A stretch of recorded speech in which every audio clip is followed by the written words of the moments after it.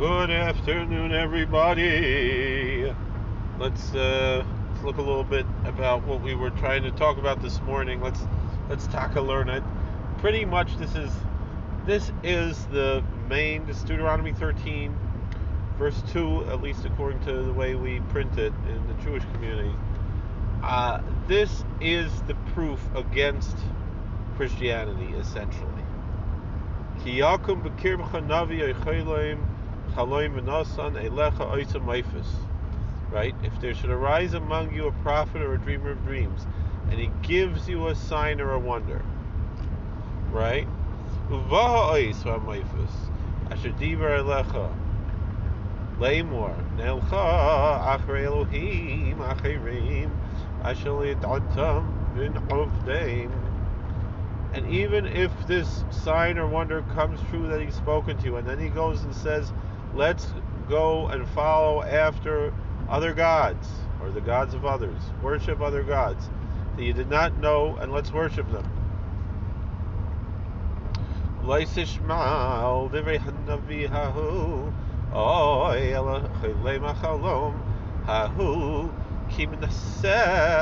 Adonai Elohechem eschem l'da'as hayishchem oyhavim es Adonai Elohechem b'chol levavchem and b'chol nafshechem. So then it says, don't listen to the words of that prophet or that dreamer of dreams, because the Lord your God is testing you to know, do you really love the Lord your God with all your heart and with all your soul? This is the proof against Christianity, also against Zionism, against a lot of these movements. And what does it say? Acharei Adonai Elohechem telechu v'yisirau ves mitzvosav tishmeiru v'koilo tishmau v'yisavaydu v'yisidbakun. You should follow after the Lord your God. You should fear Him. It is Him you should fear, and you should keep His commandments and listen to His voice. And to His voice you should listen. And it is Him who you should worship, and unto Him you should be attached.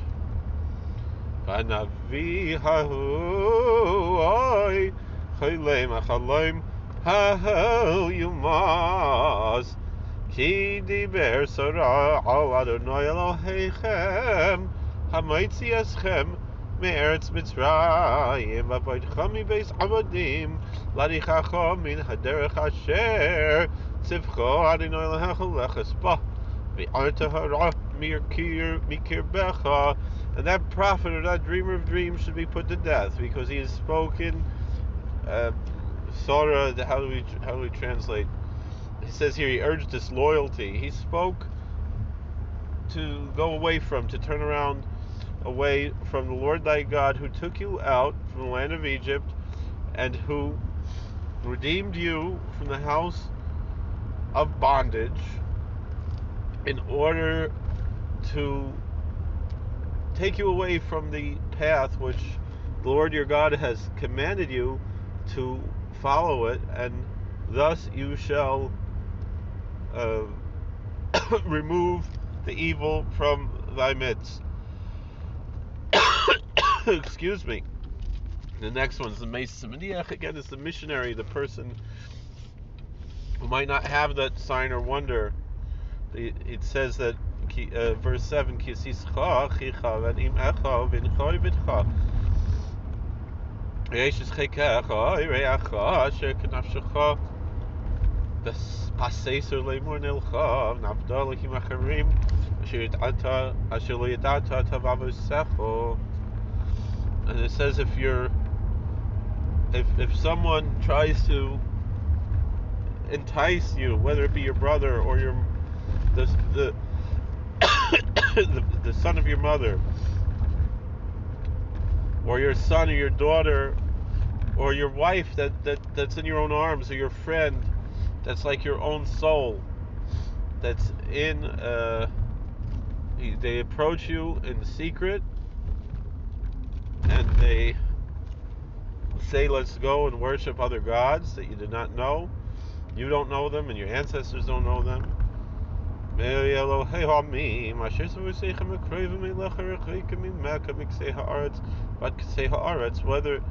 from the gods of the people who are around you, whether the ones who are close to you, they're far from you, from one end of the earth, the other end of the earth.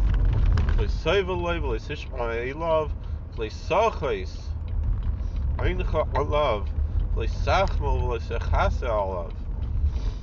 says you should not listen to him, and you should not follow him, and you shouldn't have any mercy on him. Your eyes should not have any pity on him, and you should not cover for him.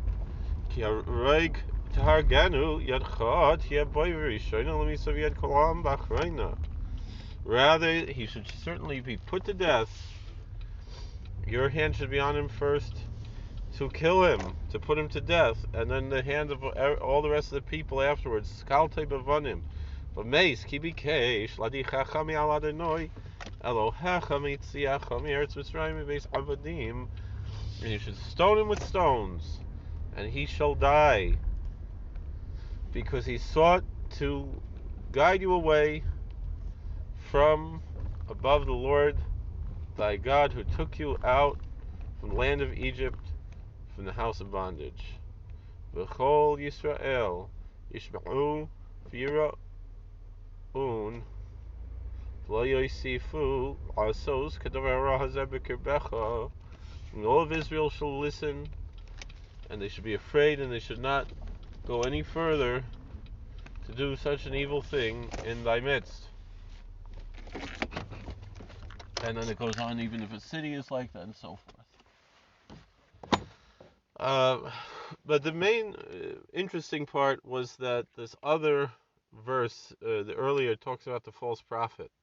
Even if he does miracles, even if he predicts something that will come true, it doesn't matter. He's a false prophet, and God sent him to test you, to see, are you going to be impressed by miracles, a guy walking on water, a war won in 6 days, whatever, or are you going to follow the Torah? That's what it comes down to. So that's it. It's a very simple thing. I don't really need to explain it, and it's so clear. And I remember even once, it was amusing to me. I was listening to a Christian radio show. I was flipping through the dial on the radio, and I heard the preacher, and he's quoting this, and he's saying, well, that he's applying it to the Pope. He's applying it to the Catholics. What about he himself? His own Christianity. It's the same thing. The whole Yashka, that's the whole story of Jesus. Was a false prophet. Even if he did miracles, even if he walked on water, and he turned water into wine and bread into fish, and we're not saying that stuff didn't happen. We don't. It doesn't matter if it did, if it didn't. Doesn't matter. What matters is he didn't keep to what he was saying, because maybe it's not him. You want to blame Paul. You want to blame this and that. Whatever it is. When it comes to what it is to how it is now, that's certainly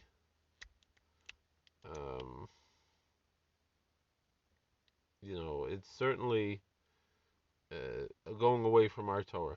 Do we have respect for the Christians? Yes, it's a different story, because we're living in Golas. There's not much we can do. We're in exile. But why don't we believe in what they're teaching? Same reason they don't believe in Joseph Smith. Ask them, why aren't you a Mormon? When a Christian asks you why you're not a Christian, why you don't believe in Jesus, ask them, why don't you believe in Joseph Smith? Why don't you believe in Muhammad? The same question. But ours is even stronger. So, because we have much more to rely on. But again, if it makes them better people, if it makes them more moral, more ethical, it's a good thing. We have much more in common, religious Jews, we have much more in common with religious Christians and religious Muslims than we do with left-wing Jews, ex-Jews, I would say, heretics, communists, atheists, whatever they are, reform, whatever. Even, unfortunately, although the conservative movement is essentially a halachic movement, we see that a lot of their people have also been brainwashed to the left-wing politics and things that are antithetical to everything the Torah stands for. So just because we strongly disagree and we're not ashamed that we disagree with the Christians, we still have a lot more in common with a religious Christian or a religious Muslim than we do with someone who just happens to be born Jewish but doesn't even believe in God.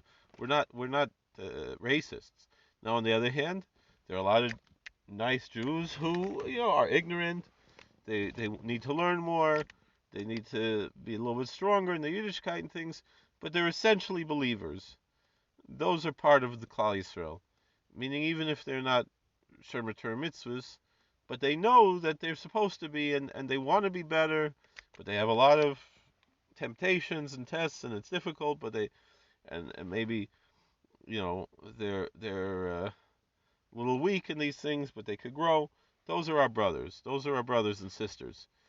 We don't say, and a lot of those taka, they go to the Reform and Conservative temples because that's where they wind up, and a lot of them get misled because of that. And so, Baruch Hashem, you have a lot of these Kiruv organizations, Chabad, Eshet Torah, whatever, even if it's not perfect, even if, you have people in Mechal Shabbos, this and that. But it's better that they should go, and I disagree a lot of things with Chabad and a lot of things with Eshet Torah.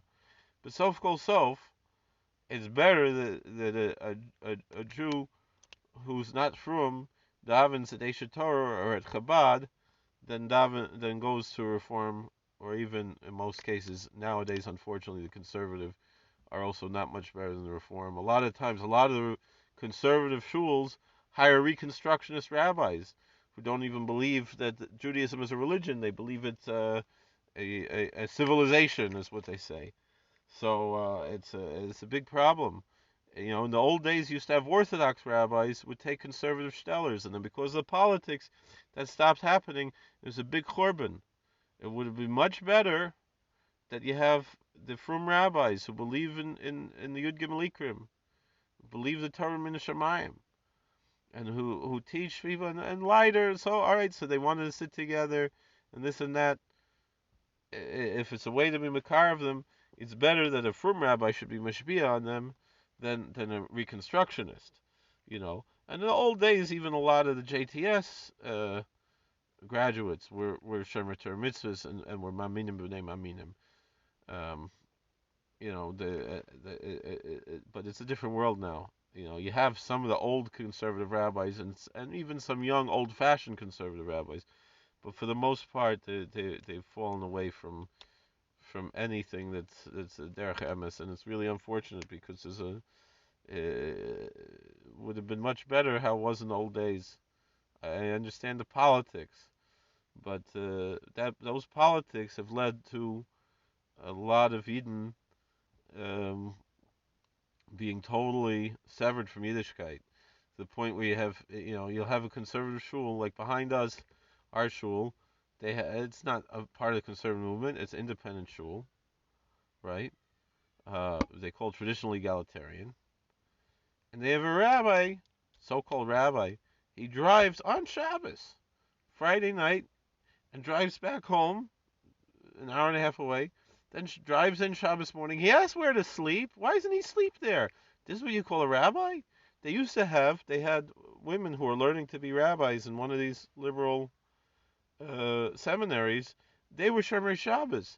They were better off when they had a woman rabbi who was Shomer Shabbos, than the male rabbi who drives on Shabbos. He's Mechal Shabbos. He's Chayav Misa. And that's who's being a role model for these people? Achman Latzlan. It's a big, big problem. The Eibshter helfen. We should get away from all these Mesisim and Dichim and all these Nevi'ei Sheker. And we know Yirmiyahu Navi said that the people who are saying to leave the Gullus and to go to Eretz Yisrael before the right time were also together of Navi Sheker. We have to live in peace with our neighbors, just like the Yidden in Bavel. They didn't give up their religion, but they also lived in peace with the Babylonians who were pagans. So too we can live in peace with the Christians and the Muslims and the other people, other religions that are around us without giving up our own religion. I shall help We should be zeiche to all good things. Please like, share, subscribe, comment, and we should be strong in our own Yiddishkeit and keep growing and try to be better, especially it's coming to Elul. It's time to do tshuva. We should all do tshuva together and live in peace and harmony and keep Shabbos and Kashrus and all the mitzvahs and learn Torah and daven and do everything we're supposed to do. And shall help, and we can grow a lot with that. Thank you for watching. God bless. Please like, share, and subscribe. We'll see you later. How do I turn this thing off?